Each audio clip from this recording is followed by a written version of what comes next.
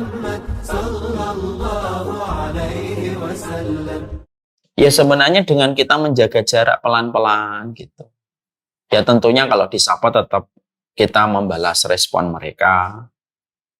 Tapi jangan sampai melakukan satu manuver yang sangat kentara sekali bahwasanya kita langsung ngeblok WA-nya. Itu juga enggak usah.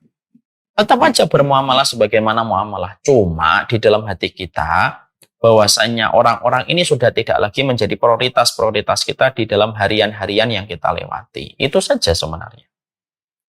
Jadi yang kita inginkan adalah bahwasanya yang kita lakukan itu adalah ya kita tentunya tetap menjaga muamalah dengan mereka, tidak langsung melakukan manuver-manuver yang menohok, yang langsung kentara mereka membacanya. Tapi yang terpenting hati kita sudah tidak lagi memprioritaskan. Karena apa? Ada yang lebih kita prioritaskan.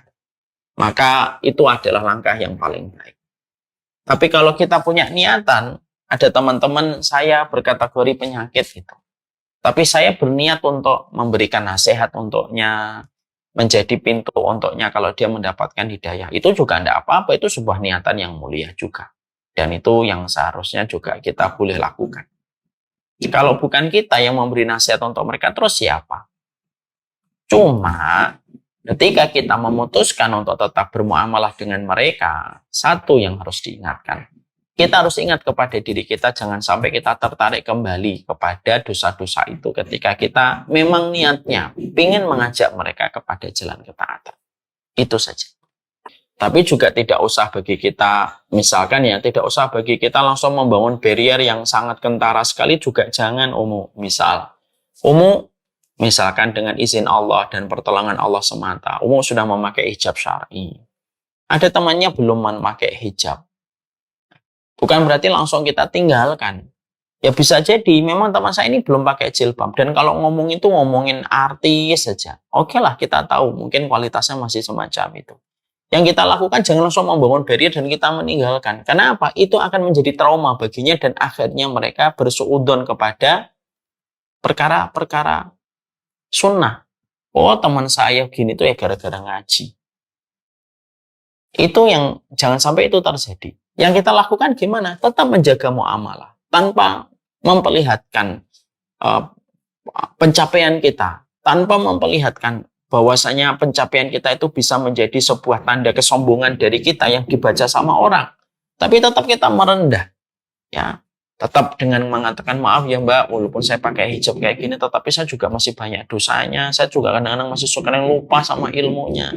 Merendah itu jauh lebih baik. Tetap mengajak mereka bicara, tapi kita yang mengarahkan, kita yang melit arah pembicaraan itu kemana, pelan-pelan kita masukin ke arah-arah yang bermanfaat untuknya. Tidak apa-apa itu, jangan langsung ditinggalkan orang-orang semacam itu. Kalau langsung ditinggalkan, siapa yang nanti akan menuntun mereka? Kalau bukan kita yang lebih mengenal mereka daripada orang lain. Kan begitu.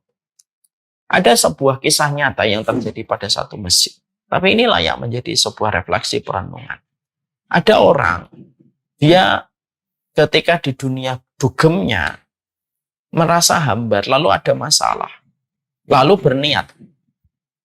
dia berniat, saya pengen pergi ke masjid. Saya pengen pergi ke masjid untuk menenangkan diri. Tapi karena dia memang basicnya orang awam yang nggak ngerti, dia datang ke masjid dengan tidak menutup aurat. Masih pakai rok, masih pakai you can see. Ya, karena dia nggak ngerti, bukan sengaja. Pas datang ke masjid, orang-orang di masjid langsung memplototinya.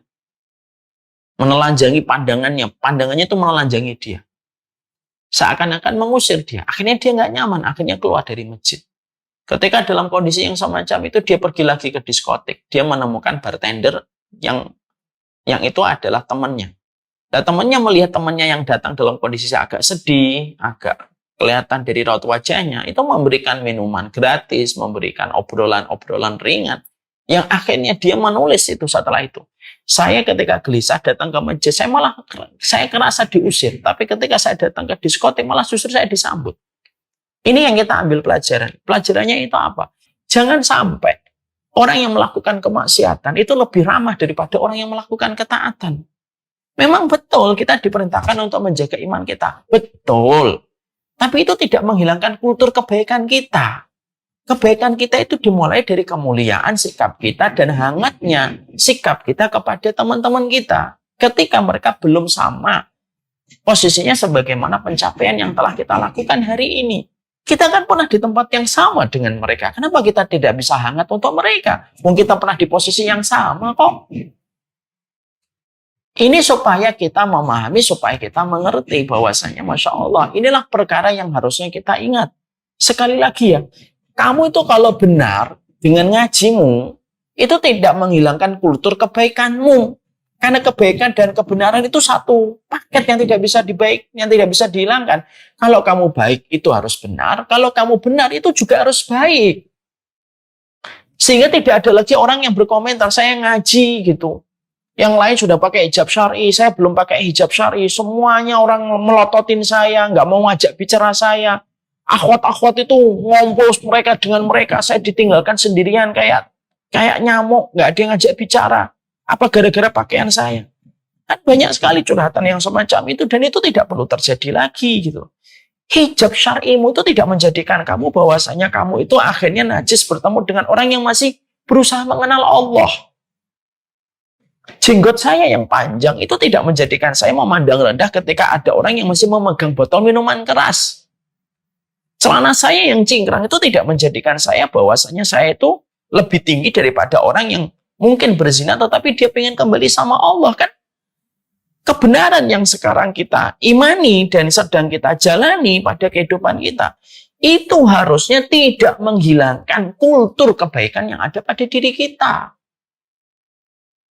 Sehingga akhirnya jangan sampai pelukan orang yang bermaksiat kepada orang yang sedang kecewa itu lebih hangat dirasakan daripada pelukan orang yang taat kepada orang yang sedang kecewa. Kisah tadi yang saya sampaikan tadi itu kisah nyata, ditulis dan sempat viral di sosial media, digoreng dengan berbagai akun-akun buzzer gitu, seakan-akan menyudutkan tentang masjid. Tapi bagaimanapun kita harus mengambil sebuah insight. Oh ternyata memang begitu kenyataan yang terjadi. Banyak orang yang semacam itu tanpa disadari olehnya. Ketika dia salah memahami, oh ini teman yang penyakit, saya harus tinggalkan, saya tidak mau lagi bicara dengan dia. Lalu tidak sama sekali ada hubungan dan interaksi sama sekali. Tidak begitu caranya. Kalaupun kamu sedang mengaplikasikan kebenaran menuju kepada Allah, tidak menghilangkan kultur kebaikanmu dan kemuliaan interaksimu kepada orang yang di sekitar. Itu yang kita harus.